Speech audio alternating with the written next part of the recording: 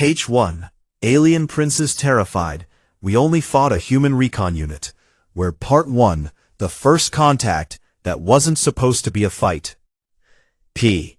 The year was 2387, and the universe had learned one thing about the Vialthari Dominion. They did not share space with anyone.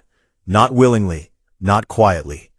When the Vialthari wanted something, they came with enough firepower to make the point clear before anyone had the chance to argue. Prince Kael'thas stood at the center of the royal command deck, his long silver robes brushing the polished floor as he looked out through the wide viewport at the stars ahead. He was tall, sharp-eyed, and used to getting exactly what he wanted. Behind him, 40 Vialthari warships moved in tight formation, a wall of metal and firepower that had made entire civilizations hand over territory without a single shot being fired. The prince liked it that way. Clean, efficient, absolute. The target today was a small, unremarkable star system near the outer rim of contested space. 3 rocky planets, one with a thin, breathable atmosphere, orbiting a dim orange star.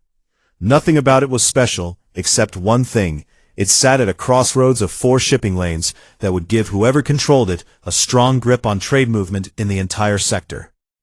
Kael'thas had decided 3 weeks ago that it would belong to the Vialthari Dominion. His fleet was here to make that official. What he had not planned for was the human ship already sitting in orbit around the second planet. His chief sensor officer, a gray-skinned Vialthari named Dreval, flagged it the moment they dropped out of faster-than-light travel. He read the data twice before reporting it, because part of him did not believe it the first time. "My prince," Dreval said, his voice careful and steady, "there is a vessel in orbit. Terran Coalition registration. Designation, USCS Dagger's Edge. Single ship, small class, survey and reconnaissance type." Kael'thas turned from the viewport slowly. "One ship." "One ship, my prince." The prince looked at the display screen, where the vessel appeared as a small, faint blip against the curve of the planet below. It was narrow and angular, built for speed and function rather than show. Compared to even the smallest ship in the Vialthari fleet, it looked almost fragile, like something a civilization sent out when they were not expecting trouble. He almost smiled. "Open a channel." The comms connected with a soft tone. On the other side, a man's voice came through, calm, clear, and completely relaxed, as if he had been expecting this call and was not in any hurry about it. "This is Commander Dale Harmon of the USCS Dagger's Edge, Terran Coalition Survey Corps. I'm reading 40 vessels on my scope. That's quite a greeting. What can I do for you?" Kael'thas studied the voice for a moment. There was no tension in it, no fear. Either this human was extraordinarily brave or extraordinarily foolish, and the prince had not yet decided which. "I am Prince Kael'thas of the Vialthari Dominion," he said, letting the title carry its full weight. "This system has been claimed under Vialthari Expansion Protocol 7. You are in our space. You will power down your vessel and prepare to be escorted out." There was a short pause on the other end, not the pause of someone frightened or scrambling for words. It was the pause of someone thinking through what they wanted to say. "With respect, Prince Kael'thas," Harmon said, "this system was logged and surveyed by the Terran Coalition 14 months ago under the Outer Reach Directive. That gives us legal standing here under the Galactic Boundary Agreements of 231. I'm going to have to respectfully decline your request." The command deck went quiet. Senior Admiral Vorthon, a heavy-set Vialthari with decades of battlefield experience, leaned close to the prince and spoke low. "My prince, it is one ship. One human ship with no visible weapons array of consequence." "Shall I?" "I heard him," the prince said. He looked at the blip on the screen again. One ship, 11 crew members, according to the standard survey class registry. 11 humans, on a vessel built for mapping planets, staring down 40 warships and citing legal documents. On board the Dagger's Edge, Commander Dale Harmon set his comms piece down on the console and leaned back in his seat. He was 38 years old, average height, with short brown hair and the kind of face that looked like it had seen too many long shifts and not enough sleep. He had spent 11 years in the Survey Corps, charting dead moons and cataloging gas clouds, and he had a reputation among his colleagues for being almost impossible to rattle. Around him, his crew of 11 continued their work without any visible sign of alarm. Lena Cruz, his navigator, a sharp, focused woman in her early 30s, had already begun quietly running calculations on the surrounding debris field and the orbital paths of the planet below. She did this the same way she always did things, without being asked and without making a fuss about it. Owen Park, the tech specialist, had 3 screens open at once. He was mapping the signal frequencies of the Veilthari fleet, not aggressively, just cataloging. He had a habit of understanding things before he needed to, and he had started that habit young. Rita Valdez, the combat systems officer, sat at her station with both hands resting on the edge of her console. She was the most outwardly still person on the ship, which was saying something, given how calm everyone else was. She had not spoken since the fleet appeared on the scope. She was simply watching, reading numbers, and thinking. "They're gonna fire a warning shot," she said, without looking up.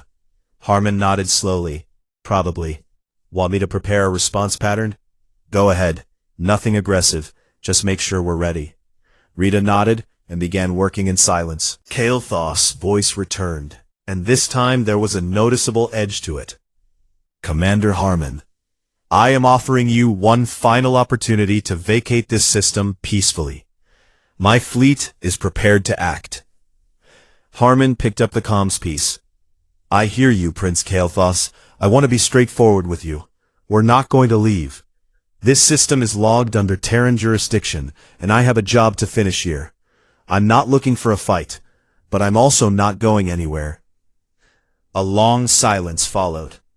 Then the first plasma bolt fired from a Veilthari frigate, and crossed the bow of the Dagger's Edge, so close that the sensors lit up briefly across every screen on the bridge. Harmon watched the reading settle. He took a slow breath. Around him no one panicked. Lena kept her hands on the navigation panel. Owen kept cataloging frequencies. Rita had already begun running a targeting analysis, quiet and precise, like she was solving a puzzle. Harmon pressed the comms open one more time, and said evenly, "You just made a tactical error, sir." On the Royal Command vessel, Kael'thas heard the words and almost laughed. His court observers, officials whose job was to record every significant event aboard the royal ship for historical record, were watching eagerly. They expected to be recording a quick, embarrassing end to a small human vessel that had misjudged its situation entirely. No one on the Veilthari command deck was worried. Not yet. H1. Alien Princes Terrified. We only fought a human recon unit. H2. Part 2. What the Veilthari thought was a battle. The first 3 Veilthari frigates moved in slowly, like predators that already knew the hunt was over before it began. They were long vessels, built wide at the front, with heavy plating along the sides, and they spread out in a loose triangle formation as they closed the distance toward the Dagger's Edge. The plan was simple. Box the human ship in, knock out its engines with a low-power disabling shot, and bring it to a stop. Then the boarding crew would handle the rest. It was the kind of operation the Veilthari had run hundreds of times. It took 6 minutes. That was not how long it took to disable the Dagger's Edge. That was how long it took Commander Dale Harmon and his crew to put all 3 Veilthari frigates out of the fight. Rita Valdez fired first. Not at the hulls, not at the main weapons arrays, where any reasonable opponent would focus, but at the thruster coupling junctions on the lead frigate. It was a narrow target, barely wider than a service corridor, but she hit it with the first shot. The lead frigate lurched sideways, its port side maneuvering suddenly gone, leaving it spinning slowly in place like a top winding down. On the Veilthari command deck, Admiral Vorthon leaned forward. "What just—" "Their aim," one of the junior officers said, and did not finish the sentence. The second frigate adjusted course and fired 2 quick shots at the Dagger's Edge. Neither landed. Lena Cruz had already moved the ship, not by much, just enough, threading it through the narrow gap between the incoming shots with a small, tight turn that should not have been possible for a vessel of that class. She did it without being told, without asking for confirmation, and without saying a word about it afterward. She just reset her hands on the navigation panel and kept reading her screens. Owen Park's voice came over the internal channel, steady and quiet. Second frigate is running a targeting recalibration. They're trying to lock a new frequency onto us, giving them about 40 seconds before they get it. Rita, Harmon said. Already on it, she replied. The second shot from the dagger's edge hit the second frigate's communication relay and its main power coupling in a sequence so fast the two impacts registered as almost simultaneous on the Veilthari sensor logs. The frigate went dark across the board, not destroyed, not breached, but suddenly blind and powerless, drifting without direction. The third frigate pulled back. It did not retreat entirely. Its captain was trying to regroup and rethink, but the distance it put between itself and the human ship was visible to everyone watching from the command vessel, and it was not a tactical repositioning. It was hesitation. Kael'thas watched the feed with his arms crossed and said nothing. Vorthon straightened up beside him. My prince, they are fast, very fast, but 3 frigates is nothing. Send 12 and overwhelm their response time. They cannot. Send 12, the prince said. The next wave moved in with more purpose. 12 ships arranged in a layered approach, 4 in front, 4 staggered behind them on each side, designed to force the dagger's edge into a position where no matter which way it moved, it faced weapons fire from multiple angles. It was a sound formation. Veilthari naval doctrine had used it for over a century. Owen Park saw it coming before the ships had finished arranging themselves. He had spent the first engagement deploying a spread of microdrones, small, dark, nearly silent devices that the dagger's edge carried as standard survey equipment. Their official purpose was geological mapping.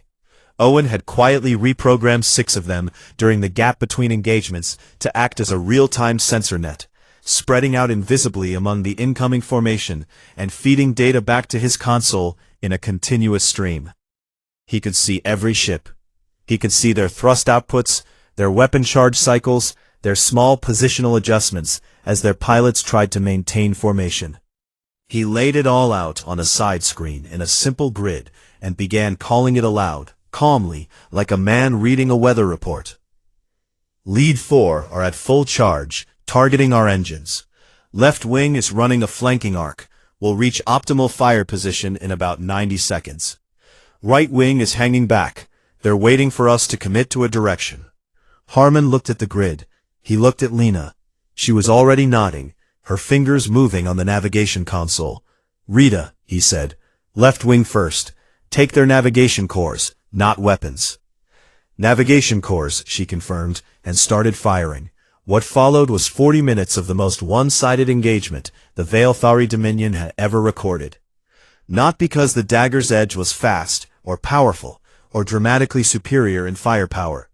It was because Harmon's crew operated like a single, calm, thinking system, where every part knew what every other part was doing, and nobody wasted a single movement. Rita picked targets that removed a ship's ability to coordinate, rather than its ability to fire. Navigation cores, communications arrays, formation sync relays. One by one, the 12 Veilthari ships lost the ability to work together. A fleet that cannot coordinate is not a fleet.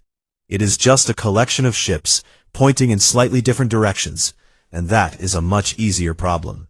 Lena moved the dagger's edge through the gaps that appeared as the formation fell apart, never letting the ship sit still long enough to be properly targeted.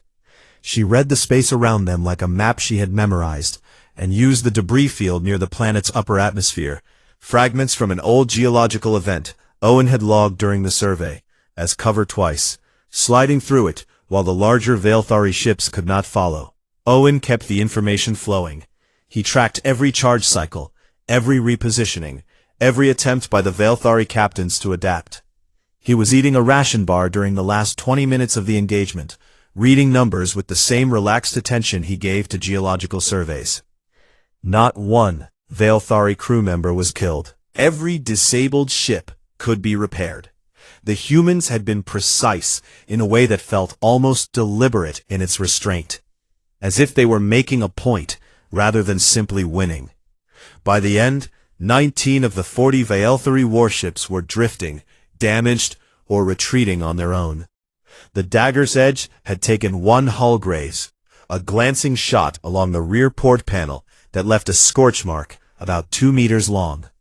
Owen had a repair drone on it within 4 minutes. On the Royal Command vessel, the court observers had stopped making notes. They were just watching. The room was very quiet. Vorthon stood beside the prince and did not speak for a long moment. Then, in a voice low enough that only Kael'thas could hear, he said, "My prince, they are not even breaking a sweat." Kael'thas stared at the feed.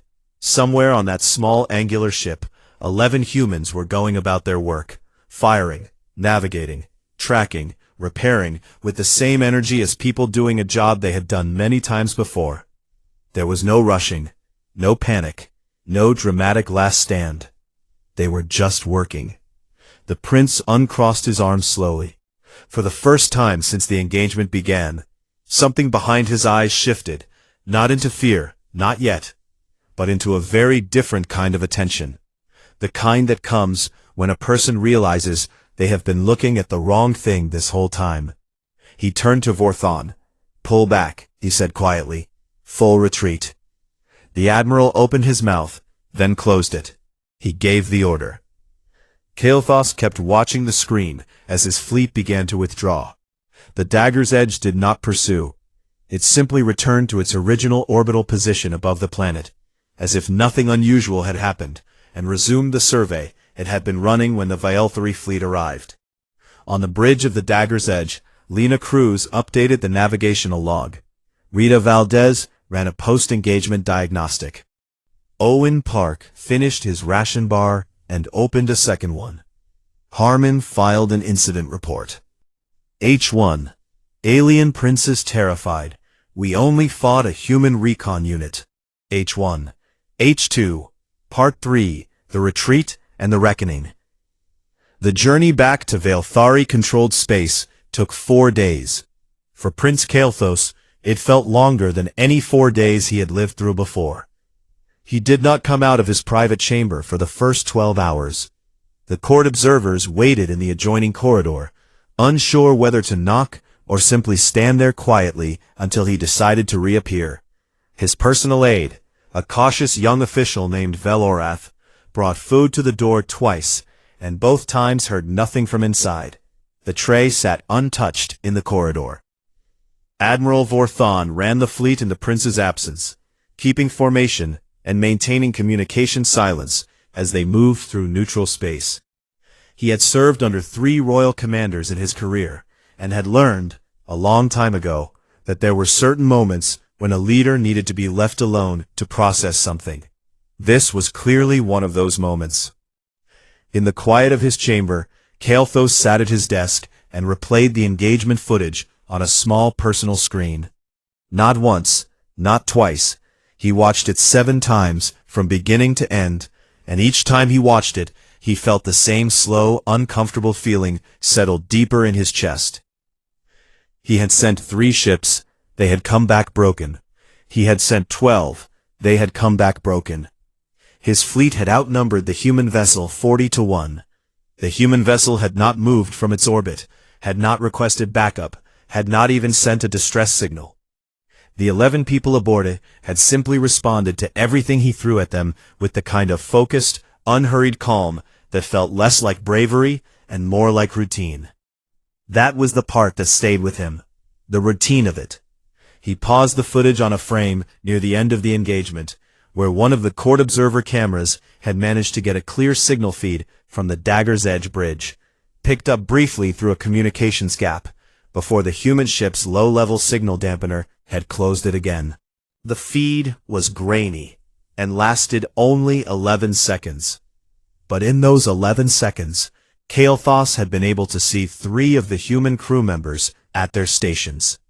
One of them, the technical specialist Owen Park, was eating. He was sitting at a console covered in data screens, running what appeared to be a sensor calibration, and eating something from a small foil packet with his free hand. He looked like a man solving a mild problem on a quiet afternoon.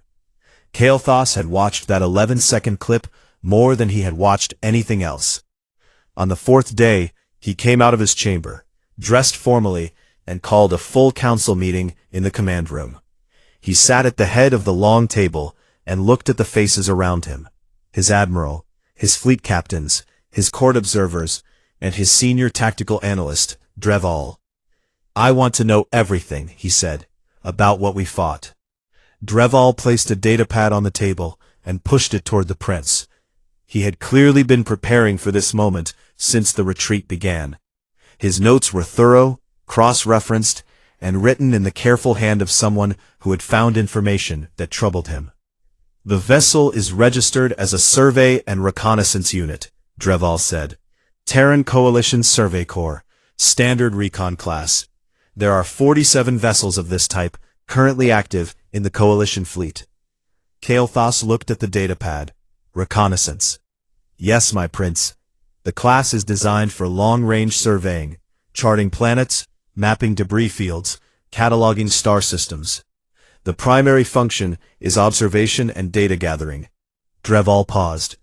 "Its weapon systems are classified as secondary, defensive only, in the Coalition's own documentation." No one around the table spoke for a moment. "Defensive," Kael'thas repeated. He set the datapad down on the table, as if it had become heavier than expected. "So, when they say defensive systems, they mean the weapons we just spent 40 minutes unable to hit them with, while they dismantled half my fleet."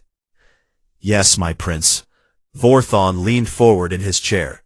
He was a proud man, not easily shaken, but his voice had something unfamiliar in it when he spoke. 47 of these ships are currently active?" 47 confirmed, Dreval said. "There may be more on extended range missions beyond our sensor coverage." Another silence. One of the fleet captains, a veteran named Oskarath, who had fought in the Karathi border wars, cleared his throat slowly. "Then what do their actual warships look like?" Nobody answered. That was an answer of its own. Kael'thas stood up from the table. He walked to the viewport and stood with his hands behind his back, looking out at the passing stars. When he spoke again, his voice was controlled but careful, in the way a man's voice gets when he is working very hard to stay steady. "File the full engagement report with the Royal Court, unedited. Every frame of footage, every sensor reading, every communication log." He paused. "And begin drafting a petition to the Emperor for a full review of our naval response doctrine." Velaroth, his aide, made a note quickly. "Shall I note a reason for the review, my prince?" "Yes," said Kael'thas. "Write that we have identified a significant gap in our tactical framework. Write that we have no existing doctrine for engaging a force that treats armed conflict as a minor disruption to a scheduled workday." He kept his eyes on the stars outside as he said it, and his voice did not change, but several people around the table shifted in their seats. Meanwhile, on the Dagger's Edge, Commander Dale Harmon had finished his incident report and sent it to Terran Coalition Command via standard encrypted relay.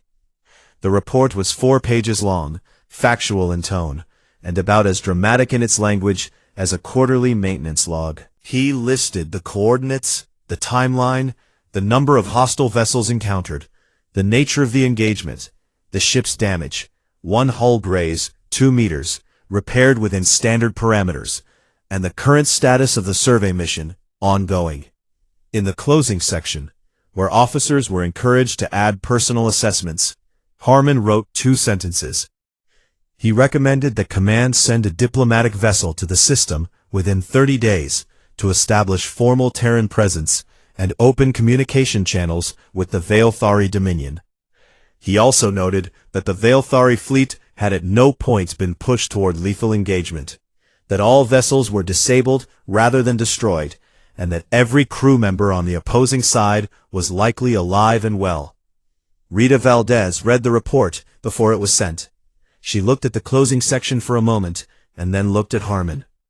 "You think they'll send anyone?" "Eventually," he said. "You think Command will be pleased?" Harmon thought about it. "They'll probably ask why it took 40 minutes. Rita considered that for a second, then nodded as if that was a completely fair assessment, and went back to her diagnostic work. Outside the viewport of the Dagger's Edge, the orange star of the surveyed system burned quietly. The second planet turned slowly below them, indifferent and patient. Lena Cruz updated the survey log with the afternoon's geological readings, which had continued to record automatically throughout the engagement, as though nothing out of the ordinary had occurred. Because for the crew of the Dagger's Edge, in the most honest sense, nothing truly out of the ordinary had.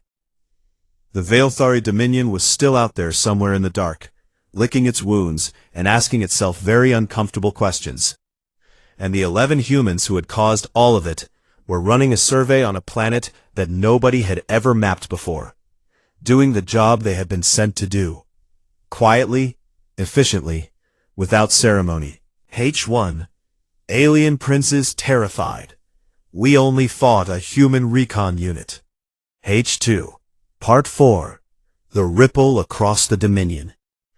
The footage was never supposed to leave the royal vessel. Kael'thas had given clear instructions. The engagement recordings were classified under royal seal, accessible only to the court council and the Emperor's personal security office. They were not to be shared, distributed, or transmitted outside of official channels without direct approval from the prince himself. Everyone on the command deck had understood the order.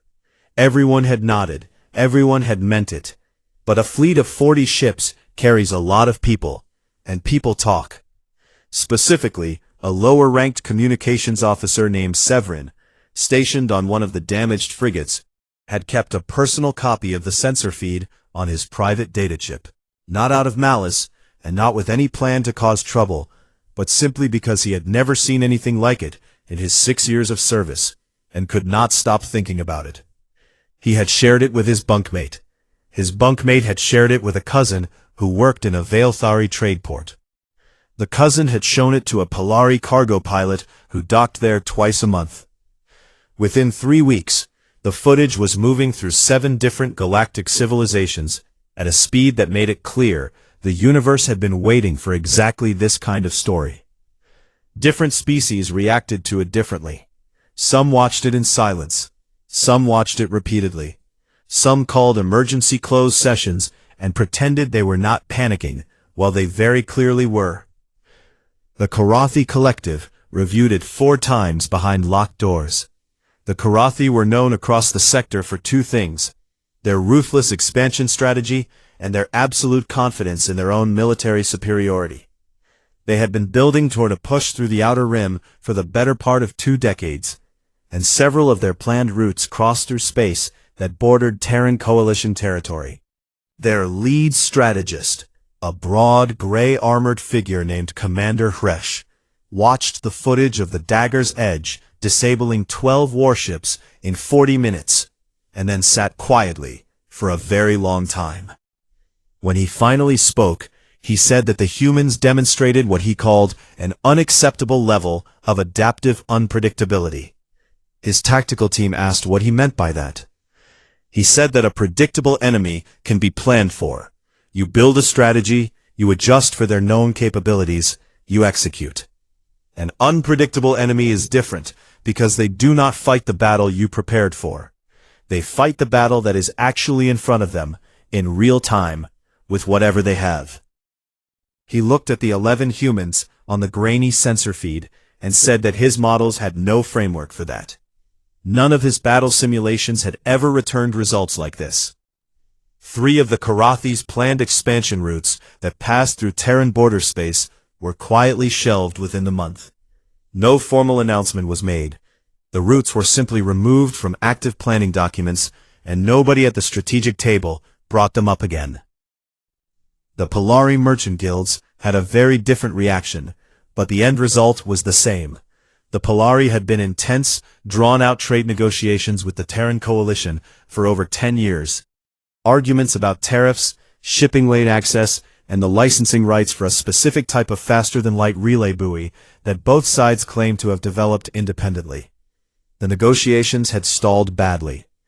Several Polari senior merchants had privately discussed the possibility of simply refusing to renew the trade agreements at all, and forcing the humans to accept worse terms. After the footage spread, the Polari lead negotiator, a stout, wide-eyed amphibious creature named Brelos, called an internal meeting with his trade team and told them to revise their position. When his team asked why, he thought carefully for a moment and then said, "We give the humans what they want. We give it to them with a smile, and we make sure they feel good about the whole thing." One of his junior staff asked if this was a strategic retreat. Brelos considered the footage he had watched that morning, specifically the part where a single human navigator had slipped a survey vessel through a debris field while being fired on from 6 directions. He said it was not a retreat. He said it was common sense. On Earth, the Terran Coalition Council became aware of the spreading footage on Day 19, after the engagement. Several council members had already seen it through intelligence channels and were debating internally about what to do. The debate went in 2 main directions. Some members wanted to release a full clarifying statement, explaining that the Dagger's Edge was a non-combat vessel, that the engagement was purely defensive, that Commander Harmon and his crew had acted within standard operational guidelines, and that the Terran Coalition had no desire to be seen as a military threat to neighboring civilizations. These members argued that letting the footage circulate without context could make humanity look aggressive, which was not the image the Coalition wanted to project. Other members disagreed. They pointed out that the footage was already spreading on its own, and that any statement clarifying that the ship was just a recon vessel might actually make things worse, not better, because the obvious next question from anyone watching would be, if that is a recon vessel, what are the warships doing? They argued that the current ambiguity was working in humanity's favor, and that sometimes the wisest move was to say nothing and let the universe draw its own conclusions. The council debated for 2 days and eventually released a short, dry 4-sentence statement through official diplomatic channels. It confirmed that a Terran Coalition survey vessel had been approached by a Vialthari fleet in a logged Terran system. It confirmed that the vessel had taken defensive action in accordance with the Outer Reach Directive. It noted that all opposing crew members were believed to be unharmed. It said no further comment would be made at this time. No dramatic language, no chest beating, no list of capabilities or warnings or threats. Just 4 quiet sentences, and then silence. In the days after the statement was released, 17 separate diplomatic offices across 6 civilizations sent low-priority inquiries to the Coalition, asking whether Terran survey vessels were typically crewed by combat-trained personnel. The Coalition's diplomatic office sent back equally low-priority responses, confirming that survey crews received standard training appropriate to their mission type. Nobody was quite sure what to do with that answer. It was technically informative and completely unhelpful at the same time. Back on the Vialthari royal vessel, now docked at the home system, Prince Kael'thas received a formal summons from his father, the Emperor. The meeting was brief, private, and conducted without court observers. Whatever was said inside that chamber remained between them. When Kael'thas emerged an hour later, his expression was unreadable, but he went directly to his desk and began writing. He wrote for the rest of the day.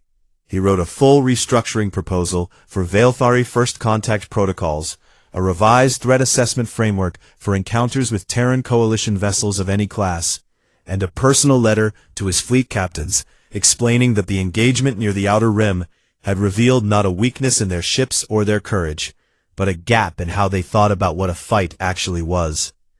The letter was long and honest in a way that surprised several of the captains who read it. It did not make excuses. It did not blame equipment or bad luck. It said, plainly, that they had walked into a situation expecting a certain kind of opponent, and had found something they had no category for. It said the only reasonable response to that was to build a new category. On the last page, he wrote one line that Vorthon would later recall as the moment he understood exactly what kind of prince they were dealing with. It read, "We did not lose because they were stronger. We lost because they were already thinking about the next 10 minutes while we were still reacting to the last one." Far out in the outer rim, the USCS Dagger's Edge completed its survey of the second planet and moved on to the third. Lena Cruz plotted the new course. Owen Park opened a fresh dataset. Rita Valdez ran her evening diagnostic. Harmon poured himself a cup of coffee, the last of their supply, and sat by the viewport for a while, looking at the stars. He was thinking about nothing in particular, just watching the dark. H1. Alien Princes Terrified. We only fought a human recon unit. H2. Part 5. The Meeting That Changed the Dominion. The diplomatic station Threshold 7 sat at the edge of neutral space like a metal island in a very dark sea. It was not a beautiful structure. Nobody had built it with beauty in mind. It was practical and shared, maintained jointly by 6 civilizations under an old agreement that predated most of the current galactic tensions. Its corridors were wide enough to accommodate species of very different sizes, and its meeting rooms were designed to be as free of cultural signaling as possible. Plain walls, plain tables, plain lighting that adjusted automatically to the visual range of whoever walked in. It was the kind of place where things got settled. Not always quickly, and not always happily, but settled.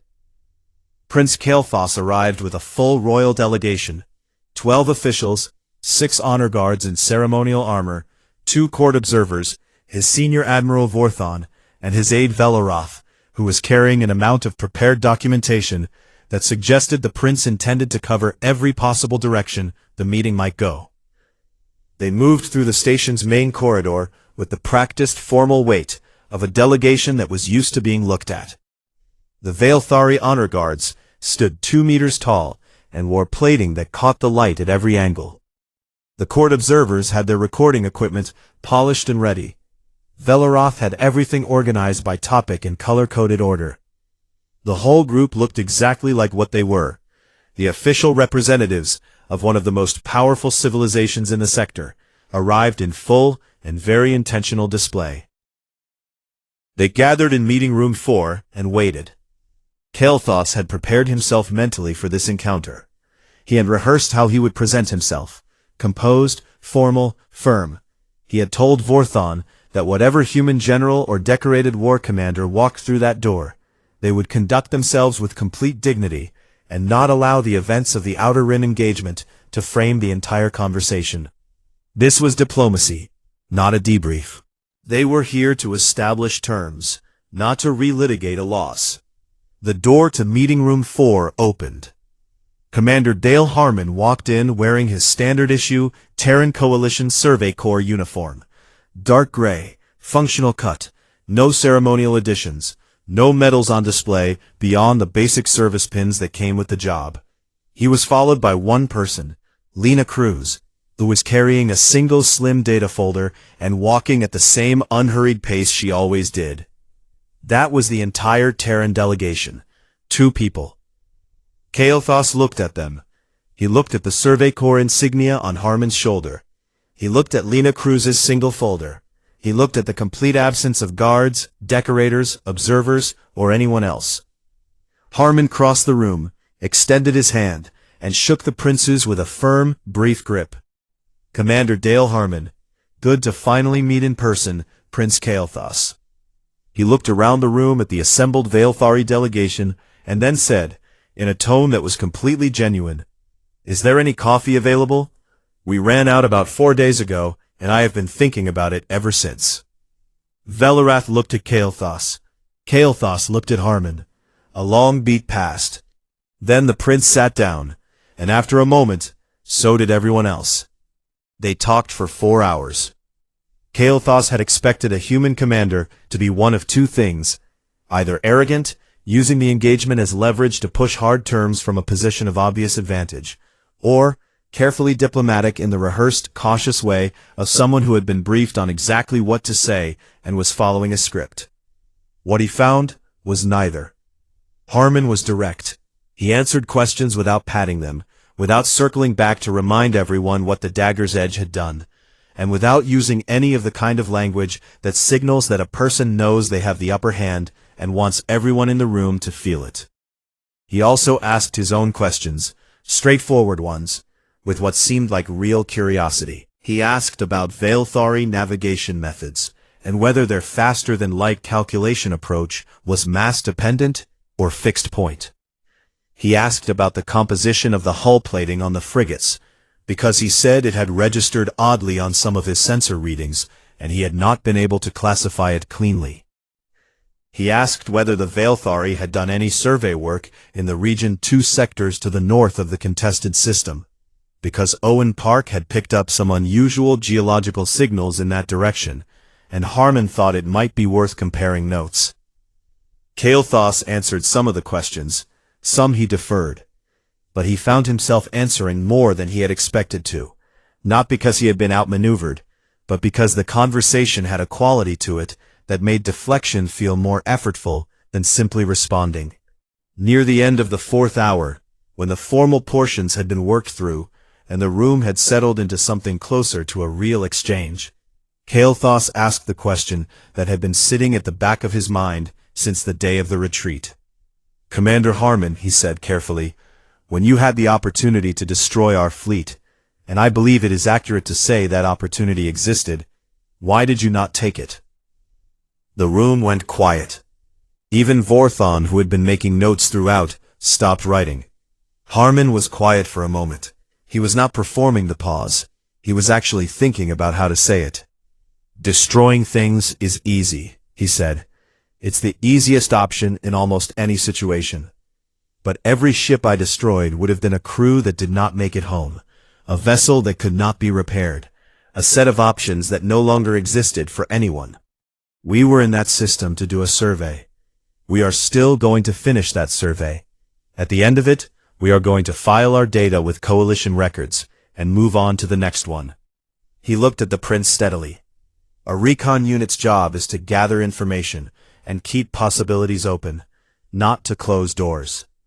Kael'thas said nothing. "Every ship your people took back from that engagement can be fixed. Every crew member on those ships is alive. This meeting is happening right now. Those are all open doors. If I had done things differently, this conversation probably does not exist." The prince held his gaze for a moment. Then he looked down at the table. The meeting ended with a preliminary framework for establishing a formal boundary agreement around the contested system, along with an open channel for ongoing communication between Veilthari diplomatic offices and the Terran coalition. Nothing was fully resolved. These things never were in a single session, but the groundwork was laid, and the tone of it was different from what Kael'thas had walked in expecting. When the Terran delegation left, Harmon shook the prince's hand again, and said he hoped the Veilthari got their ships back in working order quickly. He said it the same way a person says they hope a neighbor's fence gets fixed after a storm. Matter of fact, without weight behind it. Just ordinary human politeness. Kael'thas watched him go. Vorthon came to stand beside him after the room had mostly cleared. The old admiral looked at the door for a moment, and then said, quietly, he was exactly the same as on the bridge. No different in here than he was out there. "I know," said Kael'thas. "That is either the most confident thing I have ever seen," Vorthon said, "or the most frightening." The prince thought about it.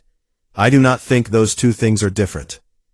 That evening, alone in his quarters on the station, Kael'thas wrote in his private journal, something he had not done in years. He did not write about the engagement, or the footage, or the diplomatic points covered in the meeting. He wrote about the feeling of sitting across a table from a man who had just dismantled 40 of his warships, and who spent a significant portion of their conversation asking about hull plating and geological survey data. He wrote about what it meant to be in the presence of someone who was completely unimpressed by their own capabilities, not out of false modesty, but because those capabilities were simply part of the job, the same as the navigation and the surveys and the coffee they had run out of 4 days ago. He wrote one final line at the bottom of the page and underlined it. It read, "I came here afraid of what their warships can do. I am leaving afraid of something else entirely." The fact that none of this for them was anything special. It was just a Tuesday. In the outer rim, the USCS Dagger's Edge broke orbit from the third planet of the surveyed system and set a new course along the survey grid. Lena Cruz plotted the heading with her usual quiet efficiency. Owen Park opened the next dataset and started cataloging. Rita Valdez ran the morning diagnostic and found nothing out of order. Harmon stood at the viewport on the return leg from Threshold 7, watching the stars go by. He had a fresh cup of coffee. Lena had found a sealed spare pack in the back of the supply locker, the last one. And he held it with both hands, just feeling the warmth of it. The universe was large and mostly dark and full of things worth knowing about. Somewhere out ahead of them was the next unmapped system on the grid. The data was waiting. The survey would not run itself. He finished his coffee, set the cup down on the console, and went back to work. 11 humans, 1 recon ship. The Veilthari Dominion would not forget them for a very long time. And somewhere in the dark, the stars kept burning, patient and indifferent, watching a small gray vessel move quietly through the unknown, doing what it had always been sent out to do.